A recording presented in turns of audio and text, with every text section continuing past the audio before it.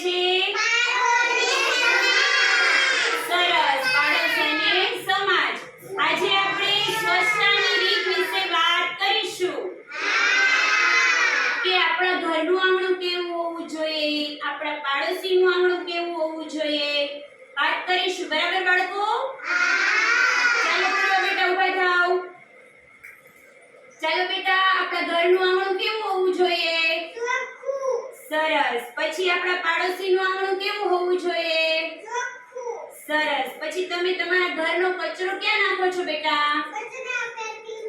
સરસ. પછી તમારું ઘર કેવું છે? કાચું છે કે પાકું છે? પછી ચોખ્ખું છે કે ગંદુ છે?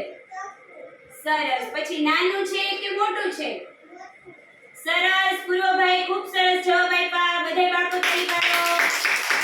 ચાલો સુવાની બેટા ઊભા થાઓ. હાલો બેટા, તમારા ઘરનું આંગણું કેવું હોવું જોઈએ? પછી તમારા પાડોશીનું આંગણું કેવું હોવું જોઈએ? સરસ. પછી તમારું ઘર, તમે તમારા ઘરનો કચરો ક્યાં નાખો છો બેટા?